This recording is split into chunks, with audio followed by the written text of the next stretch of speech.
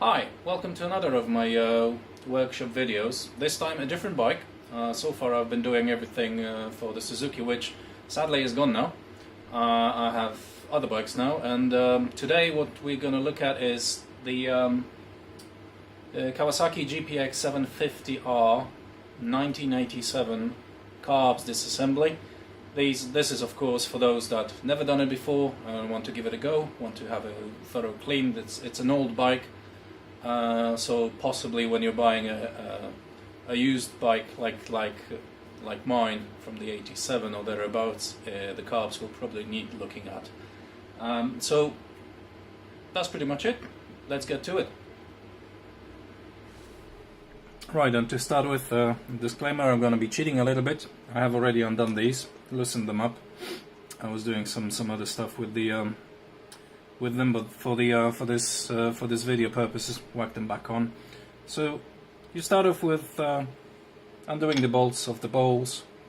Mine are loose. A very good tip, I think, after doing them so many times on various bikes.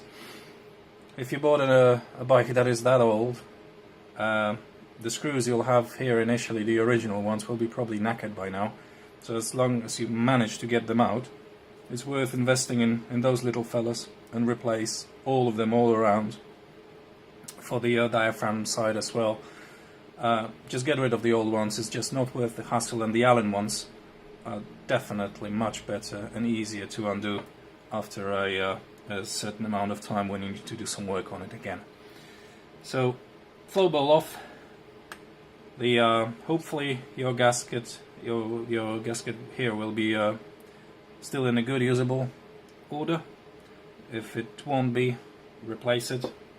I'm not going to be preaching about always replacing it because I found that it's not really necessary, so unless you have too much money, go for it.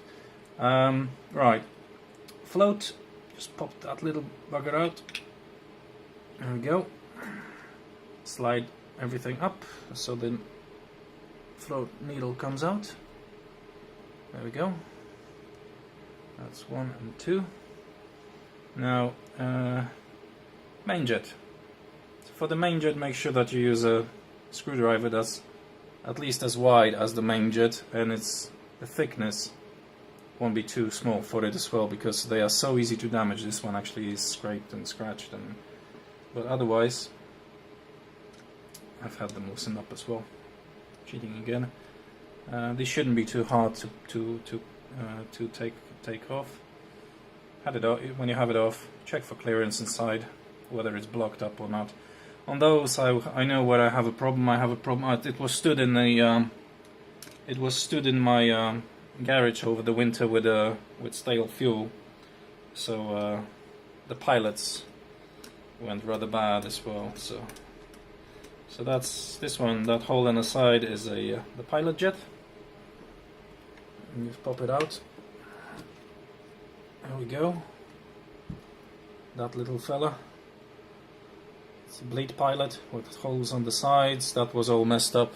That was all clogged up already, and I know that still is. So they will go into the ultrasonic cleaner. If you're interested in ultrasonic cleaners, on my channel I have a review of that as well. It's doing a job very, very well, I must say. Right, now the needle sleeve. That shouldn't be too hard as well. Undo that. Slide it out. That's slightly longer piece, bigger piece. I'll inspect all the bleed holes as well on this one. This is the needle. This is that's the underside of where the needle goes into, dips in and out, and interacts with the main jet. So that's another thing on the side. Now the float valve seat, I'm not actually sure if it's coming up, if it comes out in this model, and I'm getting confused with all the other different kinds of carbs that I've actually already disassembled. Normally they have like a screw on the side with a washer that holds everything down. This one seems to be pushed in, and that's it. So I'm going to leave it. I honestly cannot remember whether that comes out as well. If you manage, well, let's hope that you can push it back in, but it doesn't look like it actually has enough room for that. So I'm happy to be corrected here. I've never took it out, I believe, although it looks like somebody tried. So that's this side done.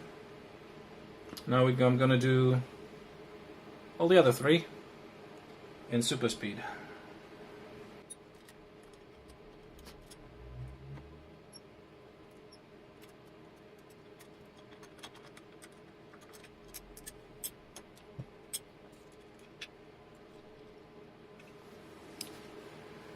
So there you have it. That's the bowls done. At least as much as I require. So we're gonna flip it on its side, and we're gonna undo the. We're gonna undo this side as well now.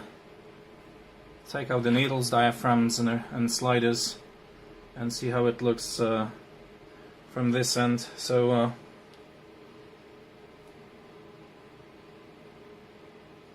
We're gonna put it like that so we don't mix up the sides.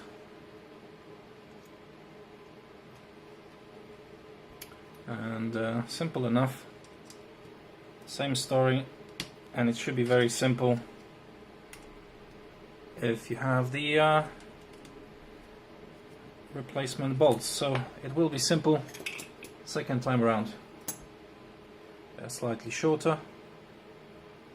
Put them here.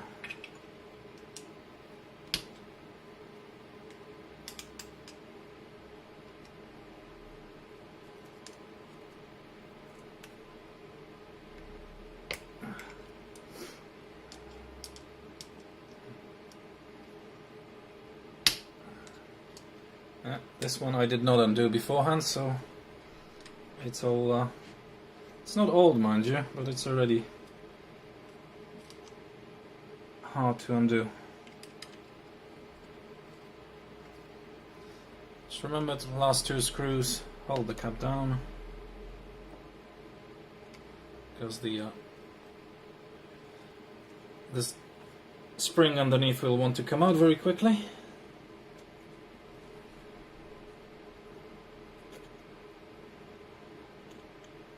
There we go, now you can let go.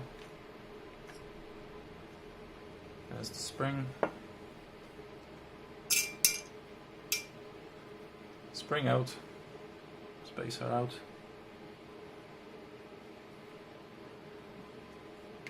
Diaphragm, you can push it up from the bottom. Needles should come out easy as well. With all the bits, spacers.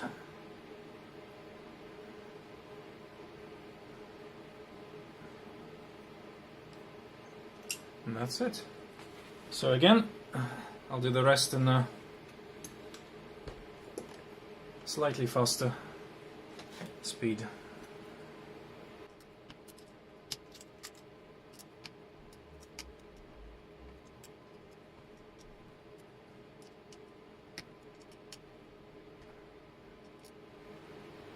So there you have it, an interesting fact.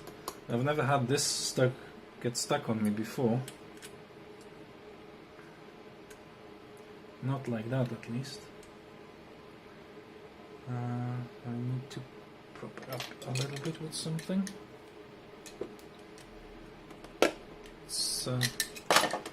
It was sealing very well. I need to give it that.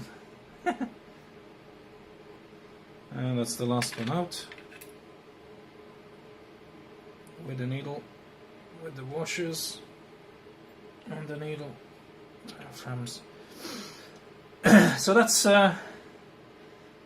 main components. I think what else we could take out? We should we be able to take anything else out? The air jets are not to be disassembled on this one.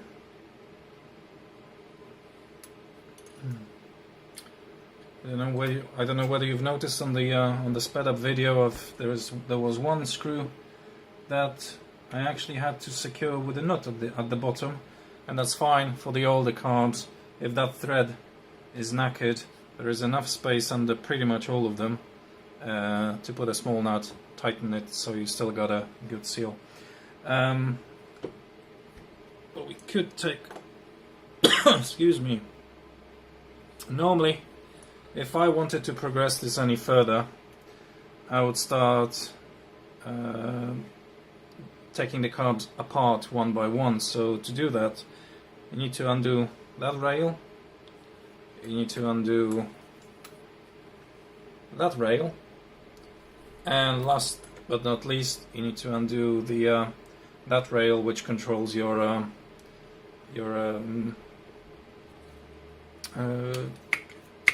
choke. So sometimes when it's a really thorough and deep clean, although that rarely gets bad, you want to undo the all the choke as well, all the choke valves as well. Have a look inside, have a clean. But that's only when it was really it wasn't really maintained for ages and you don't know what's going on there. Rule of a thumb: if you don't know what the condition of the carb is, take everything apart you possibly can. For me, I think for the general cleaning, that will be just fine.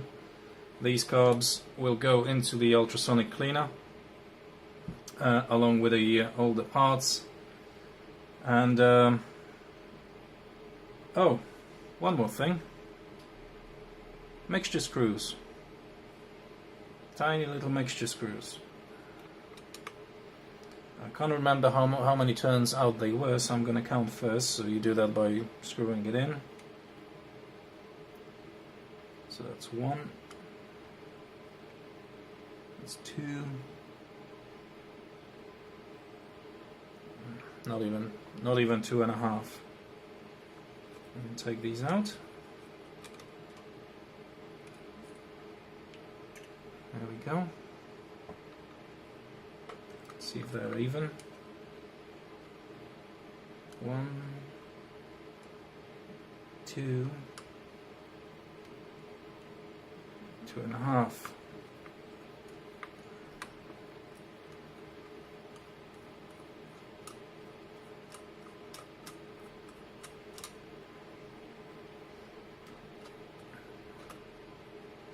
And I know that they don't need more, because it is actually choking on the idle as it is. It's been dyno jetted, and it was on a dyno. And the way it's been set up, it's almost like all the race bikes, where you actually have to keep tabs on it while you're on the lights, when you're on the idling away, because it's prone to dying. Whether right or not, I'm not sure. Not too fussed, to be honest, because it goes like a stink. There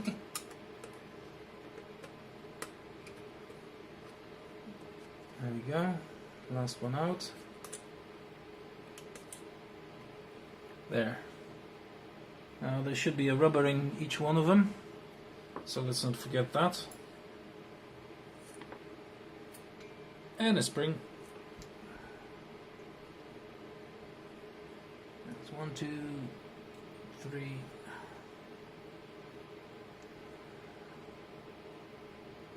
There's one stuck somewhere.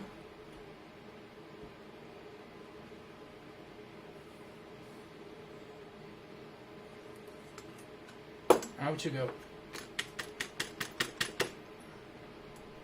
There's the rubbers. Tiny little things, and a tiny washer. So do yourself a favor and don't forget about them. Well, they don't want to come out, but I'll do it later. Key is, every mixture screw, you got a washer, you got an O-ring and a spring, and that's your complete set. So you need to be looking for that. If you don't have it, get a rebuild kit and put it in. Although I reckon it would be leaking if you didn't have it to start with.